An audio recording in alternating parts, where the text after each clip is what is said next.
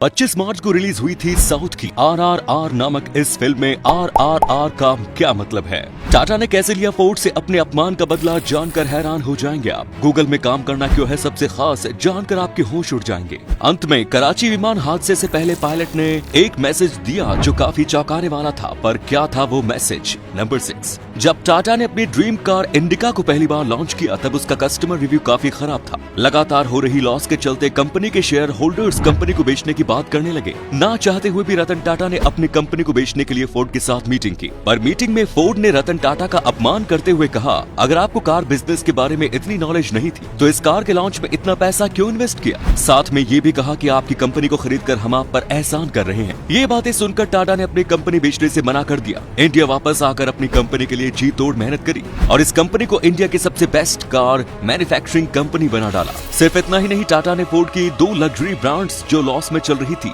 Land rover और Jaguar को खरीद कर मानो धमाल मचा दिया। दोस्तों, अपमान का बदला हमें अपनी बातों से नहीं अपने कामों से लेना चाहिए। नंबर 5, दोस्तों, अगर आप भी रामचरण और जूनियर NTR की RRR मूवी देखने के लिए एक्साइटेड हैं तो इससे जुड़ी कुछ बातें जान लीजिए।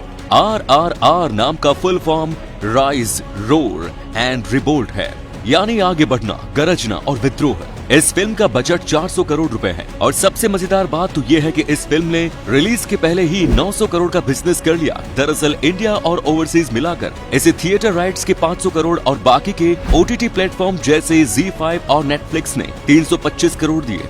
इस मूवी से अजय देवगन और आलिया भट्ट साउथ में अपना डेब्यू करने जा रहे हैं। जूनियर NTR ने अपने इस रोल के लिए जो बॉडी ट्रांसफॉर्मेशन किया उसके लिए उन्हें 1.5 साल का वक्त लगा। दोस्तों, अगर आपने भी इस मूवी को देखने का प्लान बना लिया है तो एक लाइक जरूर करें।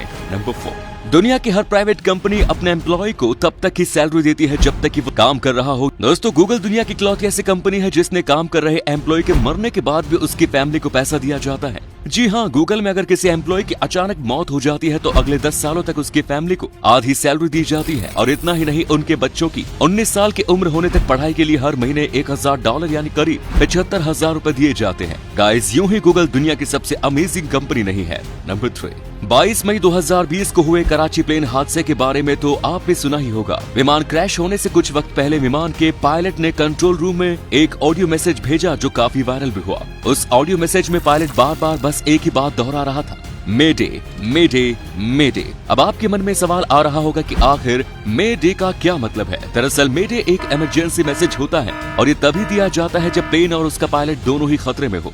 ये मेडे वर्ड मैडर नाम के एक फ्रेंच शब्द से लिया गया है जिसका मतलब है मेरी मदद करो। दोस्तों, इससे पहले क्या आपने ये फैक्ट सुना था? कमेंट्स में जरूर बताएं। नंबर 2, क्या आप जानते हैं कि 19 जुलाई 1997 में यमन के रहने वाले 3 लोग एडम इस्माइल, मुस्तफा खलील और अब्दुल्ला अल उमरी ने नासा के विरुद्ध कोर्ट में केस कर दिया था। दरअसल उनके केस के मुताबिक नासा ने मार्स पर कब्जा कर लिया है जो पिछले 3000 सालों से उनके पूर्वजों की प्रॉपर्टी है। इसके खिलाफ उन तीनों ने कोर्ट में कुछ प्रूफ भी पेश किए हैं जो असल में बिल्कुल ही बेबुनियाद थे। उनका कहना था कि जब तक इस समस्या का हल नहीं निकलता तब तक नासा मार्स पर आगे किसी भी मिशन को अंजाम नहीं देगा और मार्स से जुड़ी कोई भी जानकारी दुनिया तक नहीं पहुँच पाएगी। कुछ दिनों तक ये केस यमन के कोर्ट में चला पर इसे रद्द कर दिया गया। नासा का कहना था कि ये केस बहुत ही बेकार है क्योंकि मार्स पे सबका समान अधिकार है। दोस्तों, इस बारे में आपकी क्या राय है? कमेंट्स में जरूर बताएं। नंबर 1, भारत पे के को-फाउंडर अश्नीर ग्रोवर ने CEO के पद से रिजाइन कर दिया है।